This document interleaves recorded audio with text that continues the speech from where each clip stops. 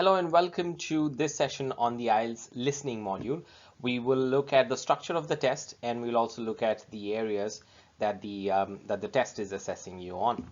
So my name is Farooq and let's get started with the session. Now here's a quick overview of the test. This is the first test of the day. So it's listening first and then followed by reading and then writing. And it's also important to note that both academic and general training candidates get the same test. Unlike reading and writing, the listening test is the same for everyone. The test itself contains 4 sections, which are 4 parts, and each of these will have 10 questions. So a total of 40 questions that need to be answered, and of course you do have to answer the maximum to get the highest band. We will look at the scores and the conversion in a bit. But what we need to keep in mind is, as I mentioned, the 4 sections.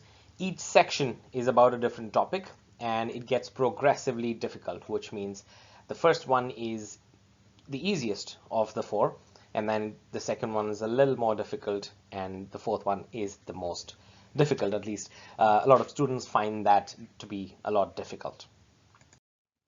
All right, let's start with part 1. The part 1 is an informal dialogue, usually which is talking a conversation between 2 people in a social or everyday situation. So you're looking at some day-to-day conversations with people. It could be an inquiry of some sort, or just registration in probably in a for a course and things like that. It's not a very specialized conversation. What I mean is it's an everyday thing, so something that you could come across in your day-to-day life.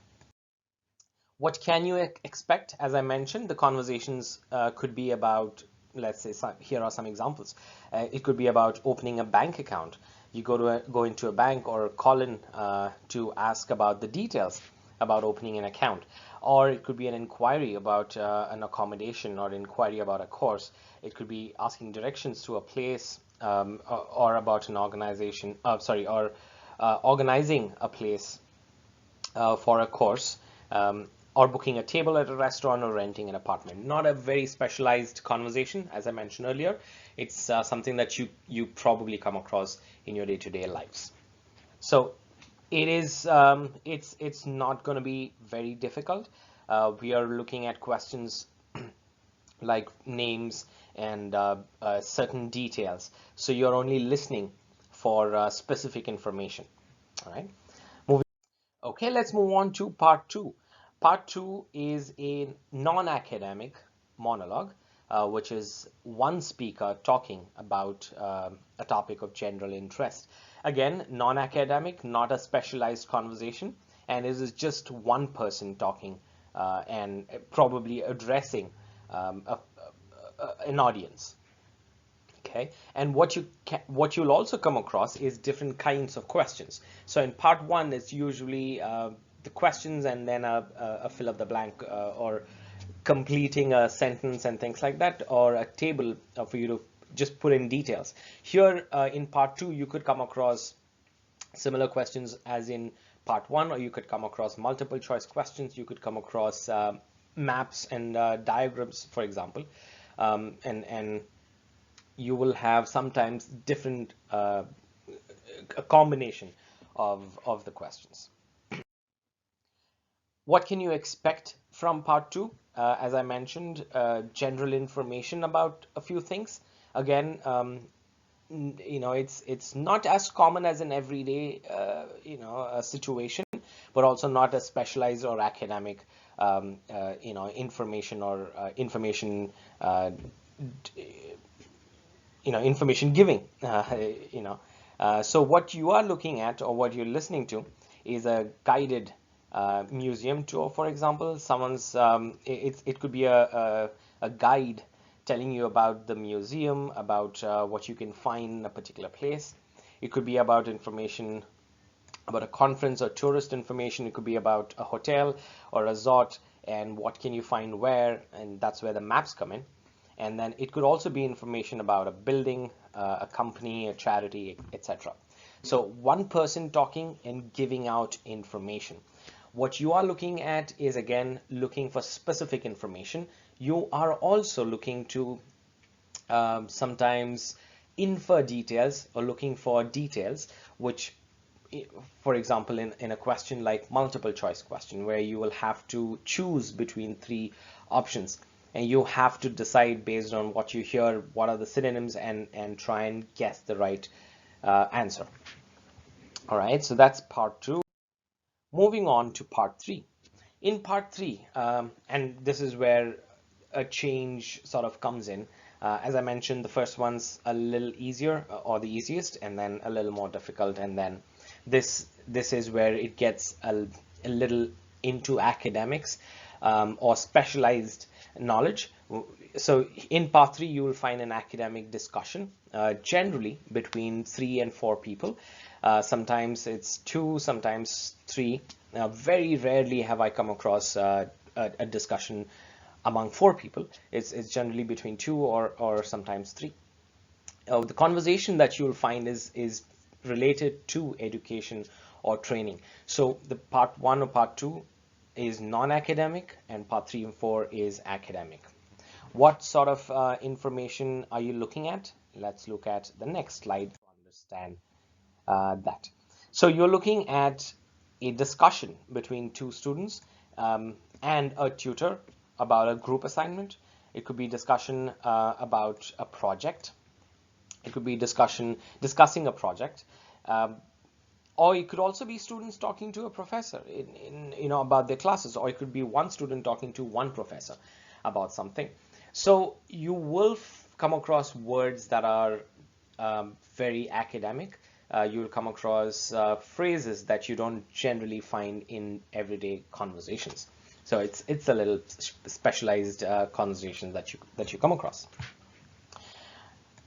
All right. So the fourth part of the listening module, or the fourth section, is where you will hear a university style lecture. This is something that a lot of candidates find difficulty answering because number one, all the 10 questions are all at once. You don't get a gap in between, which is in part 1, 2, and 3. The 10 questions are divided into 5 each. So you'll first hear conversation, a discussion about just the 5 questions, and then there's a gap, and then the audio tells you to read the questions for the remaining 5 questions and then answer them. But in part 4, you just have maybe about a minute to read all the questions, 10 questions, and then answer all of them at once. Sometimes you can have answers, 3 or 4 answers, one after the other quickly. Sometimes there's a long gap, and a lot of candidates find this gap very concerning because they feel that they missed out on some answer. So it is quite normal to feel that way. In part 4, we need to definitely look at what are the strategies to face this. So, but first, let's just look at what part 4 is about. As I mentioned, it is university style lecture. It is on an academic topic, of course. It is certainly always a speaker addressing a group or a class. It's about specialized knowledge or specialized field that the speaker is talking about. And what to expect in part 4, as I mentioned, specialized conversations. It could be on a particular subject such as biology, history, or math, and different topics. It could be very specialized information that you're listening to, and that's why this becomes very difficult to answer sometimes. Well, so those are 4 parts in the listening test. There have been a few changes that the IELTS has made starting 2020 to make sure it is in sync with the computer-based test. We will look at them in later lessons, but for now we need to understand the 4 parts that we have. The first and the second are non-academic general conversations. 3 and 4 are academic related conversations. Part 1 and part 3 are, I'm sorry, yeah, part 1 and part 3 are sometimes grouped, sometimes 2 or 3 people. Part 2 and 4 are monologues, just one person talking and addressing a class or a group. All right, let's look at the band scores right now. Right, so we have the raw scores, that is out of 40. That's the total number of scores that total number of correct answers that you can give, and each of these scores means a specific band. So if you have answered 16 correct answers, you are given a band 5. And then of course, if you get a 35, if you get 35 right answers, you get a band 8. And then moving on, then you get between 35 and 37, you get an 8.5, or 37 and above, that's 38, 39, and 40, you get a band 9, which is the highest in listening and highest in the IELTS test. And we get this information from the official IELTS website, ielts.org. Well, that's it for this in this session. We looked at the listening module and looked at the structure of the test. A few things we also discussed was about how to attempt these questions, how to attempt these the listening module. Just to recap, section 1, 2, 3, and 4, it gets progressively difficult. Section 1 and 2 are about general conversations. 3 and 4 very specialized academic conversations. What you need to do is listen to the audio and answer the questions. You definitely get time before you listen to the audio to read the questions, underline the important words or keywords, and then look for the answer. When you listen, you look for the answer and you write the answer on the question paper. And then you get 10 minutes at the end to transfer the answer into the answer sheet.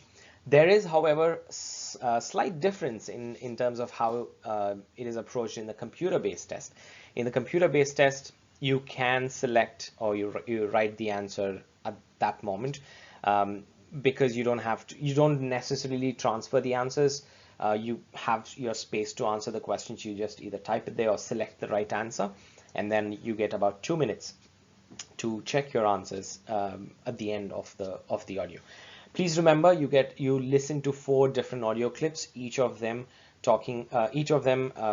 have different accents from all over the world, but also need to remember that it's the accents are more towards global accents and not very specific to a particular region. So it's quite easy to understand, but definitely something that you need to practice to make sure that you don't miss out on any answer. Because I have seen sometimes candidates sort of lose confidence when they miss out a few answers and then don't really pay attention to the rest of them. So that's it for now. Please follow for more information on the IELTS test, and you can definitely ask questions in case you have any. Thank you.